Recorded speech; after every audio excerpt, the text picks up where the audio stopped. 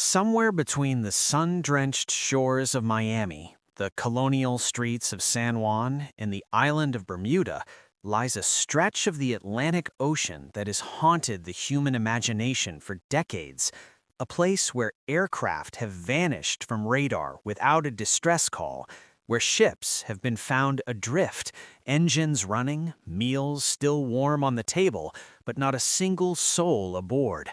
A place that sailors once refused to cross and that scientists still argue about to this day. This is the Bermuda Triangle. And whether you believe in its power or dismiss it as myth, one thing is absolutely certain. The stories that have come out of this region are unlike anything else on Earth. The Bermuda Triangle, also known as the Devil's Triangle, is a loosely defined region of the North Atlantic Ocean. Draw a line from Miami, Florida to the island of Bermuda, then down to San Juan, Puerto Rico, and back to Miami. That triangle covers roughly 500,000 square miles of open ocean. To look at it on a map, it seems ordinary. Blue water, trade winds, the kind of sea that has been crossed by explorers, merchant ships, and commercial airliners for centuries. But the concentration of strange disappearances, unexplained accidents, and unsolved mysteries within this zone has turned it into one of the most talked-about places on the planet. The term Bermuda Triangle was actually coined relatively recently. In 1964, writer Vincent Gaddis published an article in Argosy magazine using that phrase, but the mystery itself had been building long before that.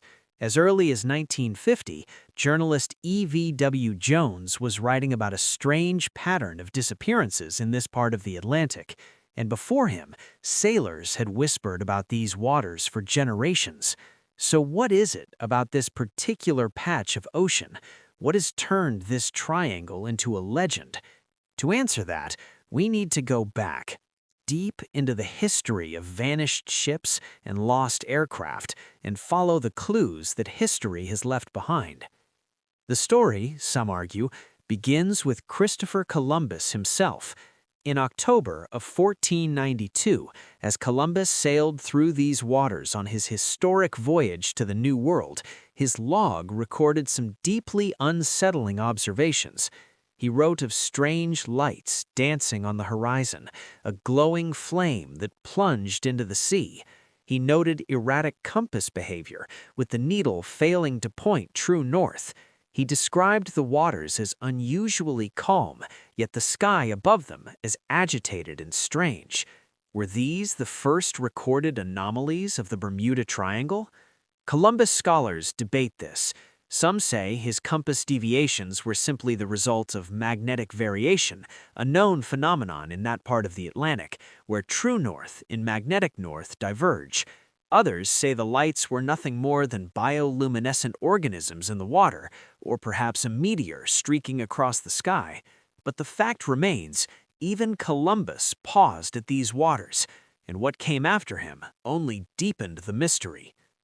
Fast forward to the 20th century, the age of modern navigation, advanced aviation, and sophisticated communication technology. And yet, it is in this era that the Bermuda Triangle claimed its most famous victims. Flight 19. December 5, 1945. 5 TBM Avenger torpedo bombers take off from Naval Air Station, Fort Lauderdale, Florida. 14 men. A routine training mission. 2 hours into the flight, the flight leader, Lieutenant Charles Carroll Taylor, radios the control tower with an alarming message. "We cannot see land," he says. "We are not sure of our position. We cannot be certain of any direction." The squadron is lost. The compasses are behaving strangely. Taylor believes they have somehow wandered over the Gulf of Mexico, but he is wrong. They are over the Atlantic. And as fuel runs low, the transmissions grow more desperate, more confused. And then, silence. All 5 aircraft vanish. All 14 men disappear. A rescue flying boat, a Martin Mariner with 13 men aboard, is sent out to search for them. It, too, disappears. To this day, not a single piece of wreckage from Flight 19 has been definitively identified. The NAV's official explanation cited causes or reasons unknown. That phrase, causes or reasons unknown, became something of an official motto for the Bermuda Triangle. The USS Cyclops. Before Flight 19, there was the Cyclops. In March 1918, one of the largest naval vessels in the United States fleet, a massive collier ship carrying 309 men and a cargo of manganese ore, set sail from Barbados headed for Baltimore.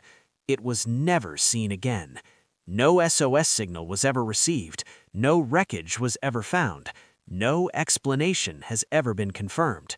President Woodrow Wilson said of the Cyclops, "Only God and the sea know what happened to the great ship."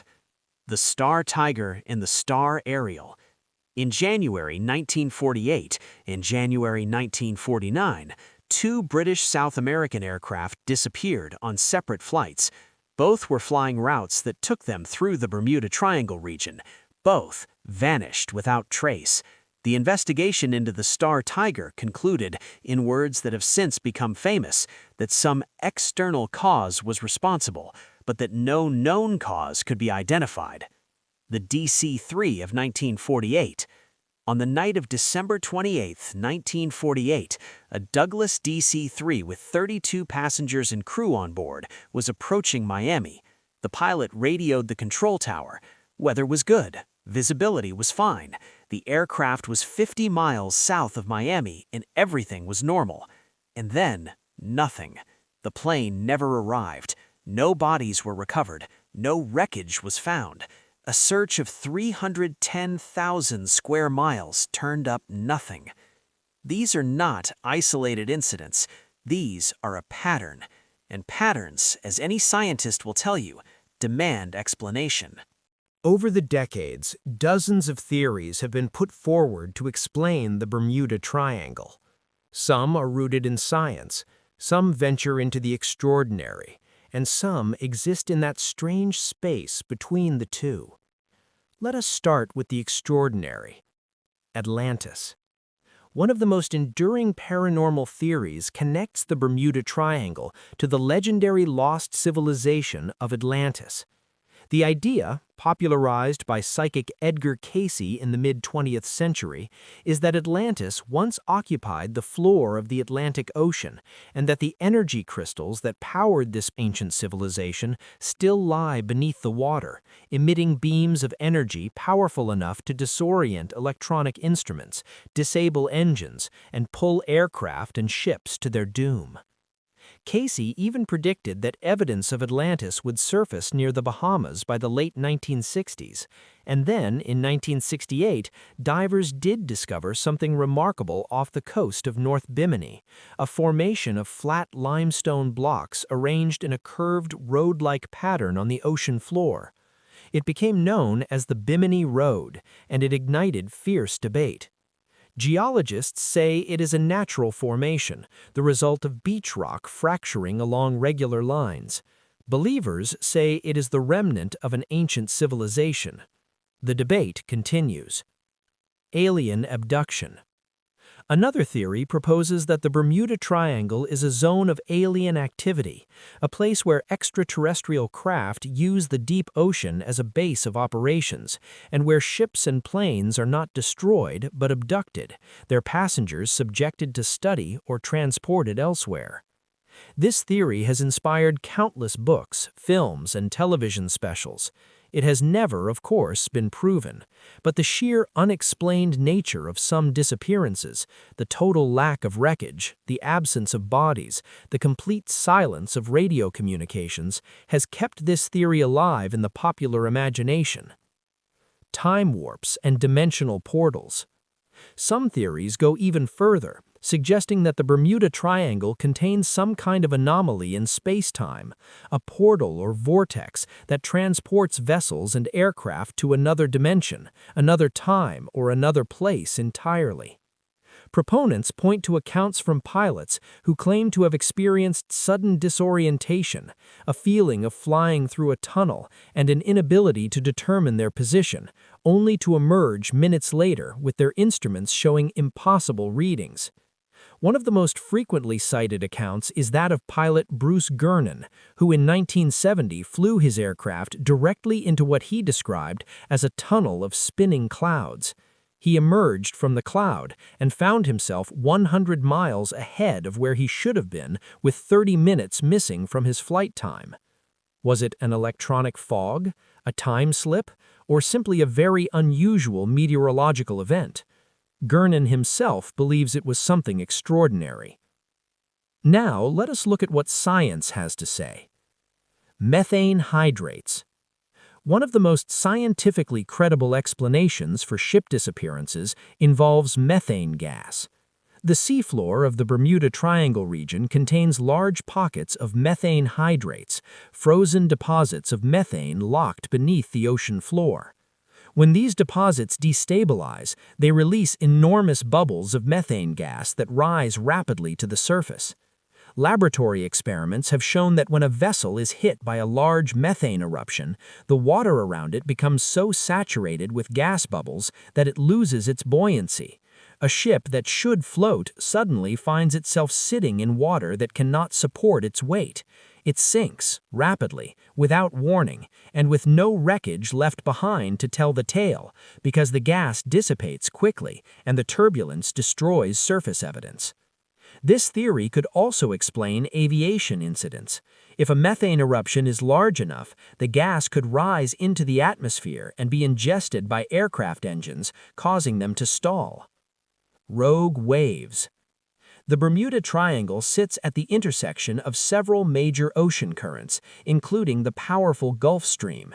This creates the conditions for rogue waves, massive, unexpected walls of water that can reach heights of 30 meters or more and appear with virtually no warning.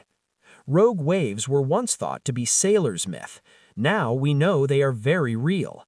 A single rogue wave could overwhelm a large vessel and sink it so quickly that no distress signal could be sent, leaving no trace of what happened. Hexagonal clouds and air bombs.